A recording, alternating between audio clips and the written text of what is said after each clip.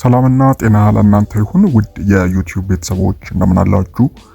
ዛሬ እንግዲህ በሌላ ቪዲዮ ተገናኝተናል። ዛሬ እንግዲህ በዚህ ቪዲዮ ላይ የምንመለከተው እንግዲህ ስለ ጨጓራ ነው። እንግዲህ የጨጓራ ግድግዳዎች መቅላት፣ መጎዳትና መቁሰል የጨጓራ ህመምን ያስከትላል። እንግዲህ በሽታው በድንገት ወይም ደግሞ በጊዜ ሂደት ሊከሰት የሚችል ነው። እናም እንግዲህ በዚህ ቪዲዮ ላይ የጨጓራ ህመም እንዴት ይከሰታል፣ ምልክቶቹ ምንድናቸው፣ እንዲሁም መፍትሄውስ ምን ይመስላል የሚለውን በተለይም እንግዲህ ከምትመገቧቸው ምግብ ጋር ተያይዞ እንግዲህ ሀሳቦችን በስፋት የማነሳ ይሆናል ማለት ነው። እንግዲህ ከዛ በፊት ሁላችሁም ይሄንን ቪዲዮ ላይክ በማድረግ ጀምሩ። እንዲሁም ለዚህ አስተማሪ ቻናል አዲስ ከሆናችሁ ሰብስክራይብ በማድረግ ቤተሰቡ ነው። አሁን እንግዲህ ቀጥታ ወደ ጉዳይ ሳልፍ እንግዲህ የምጀምረው እንግዲህ የጨጓራ ህመም እንዴት ይከሰታል ወደሚለው ነው። እንግዲህ የጨጓራ በሽታ በተለያዩ መንስኤዎች ይከሰታል። ከነዚህ ውስጥም እንግዲህ በአልኮል ምክንያት በሚከሰት የማቃጠል ስሜት፣ በከባድ ማስታወክ፣ ከባድ ጭንቀት ወይም ደግሞ በከባድ ብስጭት እንዲሁም በአንዳንድ መድኃኒቶች ለምሳሌ ስፕሪን ሊከሰት ይችላል ማለት ነው። እንግዲህ እነዚህ ዋነኞቹ የጨጓራ በሽታ የሚከሰትባቸው መንስኤዎች ናቸው ማለት ነው። በተለይም አልኮል ዋነኛው ነው ማለት ነው።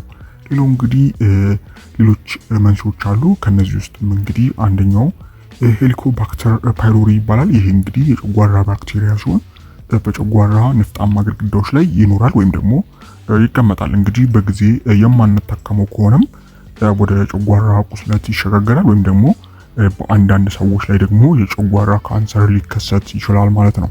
ሌላው እንግዲህ ፐርኒሺየስ አኒሚያ ይባላል። እንግዲህ የደም ማነስ አይነት ሲሆን ቫይታሚን ቢ12 ለመፍጨትና ለመምጠጥ የሚያገለግል የተፈጥሮ ንጥረ ነገር በጨጓራ ውስጥ ሳይኖር ሲቀር የሚከሰት ነው ማለት ነው። ሌላው እንግዲህ የሐሞት መፍሰስ ነው። እንግዲህ ሐሞት ወደ ጨጓራ ከሐሞት ከረጢት ተመልሶ በሚፈስበት ጊዜ ሊከሰት ይችላል ማለት ነው። ሌላው ባክቴሪያና ቫይረሶች ናቸው። እንግዲህ የጨጓራ ህመም በባክቴሪያዎችና በቫይረሶች በሚፈጠር ኢንፌክሽን ሊከሰት ይችላል ማለት ነው። እንግዲህ መንስኤዎቹ እነዚህ ከሆኑ ምልክቶቹ ምንድናቸው? አንድ የጨጓራ ታማሚ የሚያሳያቸው ምልክቶች ምንድናቸው ወደሚለው ስናልፍ እንግዲህ የጨጓራ በሽታ ምልክቶች ከሰው ወደ ሰው የሚለያይ ሲሆን በአንዳንድ ሰዎች ላይ ምንም አይነት ምልክት ላይ ይታይባቸው ይችላል። እንግዲህ በጣም የተለመደና በብዙ ህመምተኞች ላይ የሚታዩ ምልክቶች እንግዲህ አንደኛው የማቅለሽለሽ ስሜት፣ የሆድ ህመም፣ የሆድ መነፋት፣ ማስመለስ፣ የምግብ አለመፈጨት፣ የማቃጠል ወይም ደግሞ የማግሳት ስሜት በምግብ ሰዓት አካባቢ ወይም ደግሞ በማታ ሰዓት አካባቢ፣ ሌላው ስቅታ ወይም ደግሞ ስርቅታ፣ እንዲሁም የምግብ ፍላጎት መቀነስ፣ የደም ወይም ደግሞ የቡና ቀለም ያለው ትውከት፣ እንዲሁም ጥቁር መልክ ያለው ሰገራ የጨጓራ በሽታ ምልክቶች ናቸው ማለት ነው። እንግዲህ የበሽታው ምርመራ ምን ይመስላል ወደሚለው ስናልፍ እንግዲህ አንድ ሰው የጨጓራ በሽታ መሆኑንና አለመሆኑን በተለያዩ መንገዶች ይረጋገጣል። አንደኛው እንግዲህ የደም ምርመራ ነው።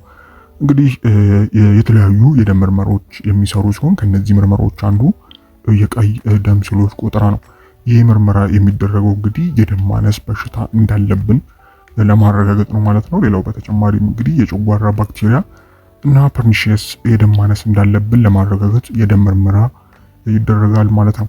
ሌላው እንግዲህ የሰገራ ምርመራ ነው። እንግዲህ ይህ ምርመራ የሚደረገው በሰገራ ውስጥ ደም እንዳለ ለማረጋገጥ ሲሆን የጨጓራ በሽታ አንዱ ምልክት ነው ማለት ነው። በተጨማሪም እንግዲህ የጨጓራ ባክቴሪያ ምርመራም ይደረጋል ማለት ነው። ሌላው እንግዲህ ኢንዶስኮፒ ነው። እንግዲህ ኢንዶስኮፒ ቀጭን ቱቦ ሲሆን በመጠን ትንሽ የሆነ ካሜራ አለው። እንግዲህ ይህም በጨጓራ ውስጥ በመክተት እስከ ጨጓራ ወይም ደግሞ ከርስ ድረስ በማስገባት የጨጓራ ግድግዳዎችን ለማየት ይጠቅማል ማለት ነው። ሌላው እንግዲህ በዚሁም በኢንዶስኮፒ ምርመራ ጊዜ እንግዲህ የጨጓራ መቅላት፣ እብጠትና ቁስለት መኖሩን ለማረጋገጥ ይረዳል ማለት ነው። እንግዲህ በተጨማሪም ትንሽ የስጋ ቁራጭ አካል ናሙና በመውሰድ ለበለጠ ምርመራ ወደ ላቦራቶሪ ይላካል ማለት ነው። እንግዲህ እነዚህ ምርመራውን የምታውቁበት መንገድ ነው። እንግዲህ መከላከያ መንገዶች ምን ይመስላል ወደሚለው ስናልፍ እንግዲህ ብዙ መከላከያ መንገዶች ይኖሩታል።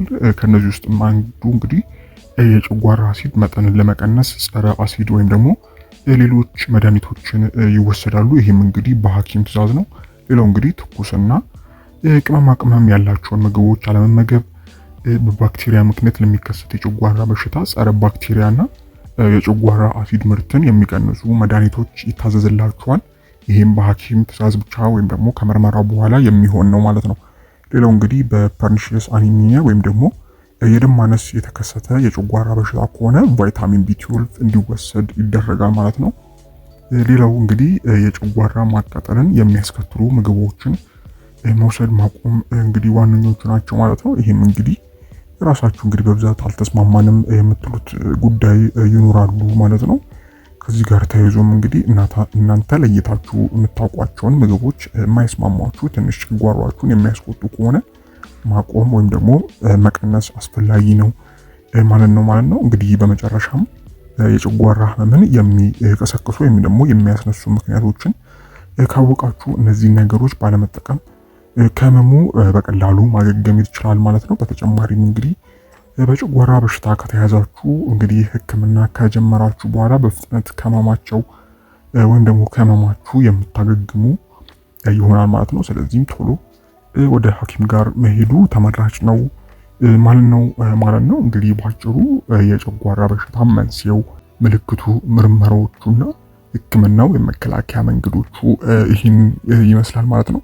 ከዚህ ጋር ተያይዞ እንግዲህ ግር ያላችሁ ወይም ደግሞ ጥያቄ የሆነባችሁ ጉዳይ ካለ በታች በኮሜንት ማስፈራው ላይ ማስቀመጥ የምትችሉ ይሆናል ማለት ነው። እንግዲህ እስከ ቪዲዮ ፍጻሜ አብራችሁን ስለነበራችሁ እጅግ በጣም አመሰግናለሁ። ፈጣሪ አክብርልኝ። በቀጣይ እንግዲህ በሌሎች ቪዲዮዎች የምንገናኝ ይሆናል። እስከዛው እንግዲህ በያላችሁበት ፈጣሪ ሰላሙን ያብዛላችሁ። ደህና ሁኑ። ቻው።